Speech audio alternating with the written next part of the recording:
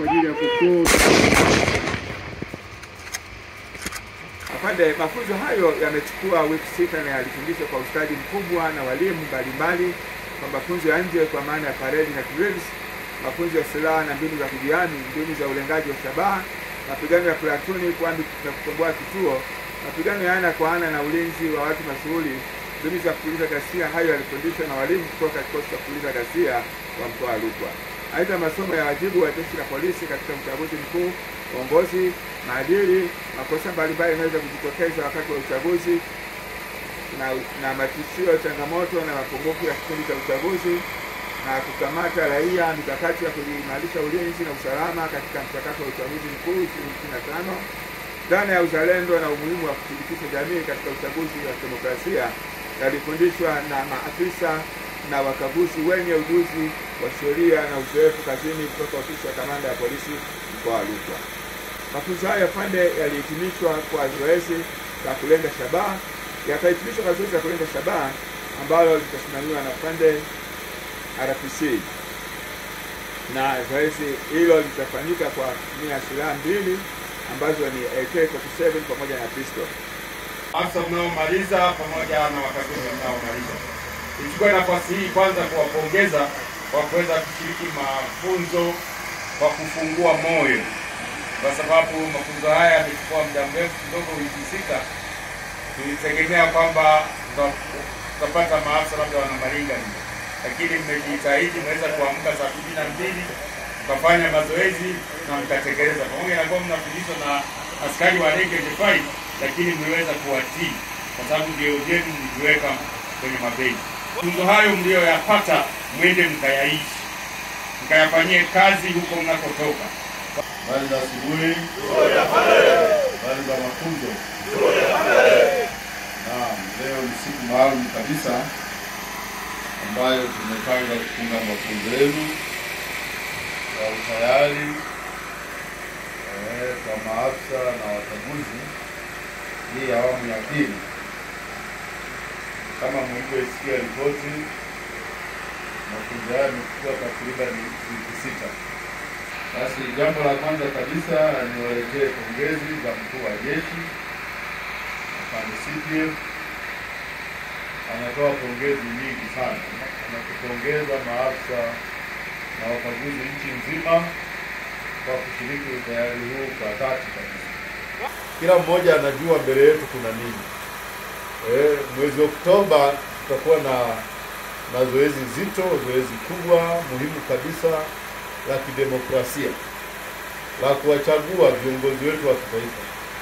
Wakati tunaendelea kujiweka vizuri, lazima tufahamu tunajiweka vizuri katika maeneo yake. Moja ni hili la mafunzo. Tayari kwa maana ya kuweka mwili wako tayari, lakini na kuiweka akili yako tayari. Na naamini kwa yale yaliyofundishwa, topiki zote hizo 19 yametuweka vizuri kimwili na kiakili. Wakati huu wa uchaguzi unaweza kukumbana na jambo lolote linalo kuchallenge wewe kufanya maamuzi, lakini kupitia mafunzo haya naamini sasa tuko vizuri. Hata ikitokea changamoto yoyote ya kiuchaguzi, waweza kupata majibu yake aidha kwa wewe mwenyewe ukiwa peke yako au kwa kuwashirikisha na wadau wengine. Wakati tunaendelea na maandalizi ya uchaguzi, tunaendelea kuliona jeshi linatuwezesha kwa namna tofauti. Jambo la kwanza ni jana tu mmegawia uniform. Zimeingia uniform pea ngapi sasa? 700 na ngapi? 728 za rank. Yes, tumepokea jana, juzi zimeingia, lakini jana tumezipokea combat. Pea za combat kama hizo mlizovaa, zile nzito, acha vile vyepesi. Pea zaidi ya 700 kwa ajili ya askari wa rank 5. Hii yote ni kutuwezesha tuweze kufanya kazi zetu barabara kabisa. Lakini ni majuzi tulipokea buti. Pea ngapi? 180. Tulipokea buti 180, pea 180. Tukapokea makoti yale mazito kwa ajili ya baridi, yenyewe yalikuwa 600 na kitu. Yote hii ni kutuwezesha tuweze kutenda kazi zetu sawa. Lakini jana tena tumepokea vitu kibao. Bullet proofs tumezipokea, na tunaenda kupokea vitu vingi. Lakini majuzi hapo umeona tumepokea magari 4 kwa ajili ya kufanyia doria, na magari mengine yanakuja kwa ajili ya OCDs na OCD. Kila OCD watakuwa na magari mapya. Kwa hiyo kwa mantiki hiyo, hebu tuone ni kwa namna gani jeshi au na serikali kwa ujumla inaendelea kutuwezesha jeshi la polisi tuweze kutenda kazi zetu vizuri. Kiwezesho unabaki na deni. Sasa hilo deni ona lilipaje? Kwa serikali basi polisi ni kutimiza yale tunayopaswa kuyatimiza kwa weledi mkubwa, kwa uaminifu, lakini na kwa nidhamu ya hali ya juu. Nirudie tena kutoa pongezi za mkuu wa jeshi, lakini na pongezi zangu mimi sasa mwenyewe. Nimewaona yale mlioyafanya, hususan tactical shooting nimeiona. Utadhani ni vijana, kumbe ni wazee, watu wana miaka 50 na kitu hapa. Bado wamo, si ndio?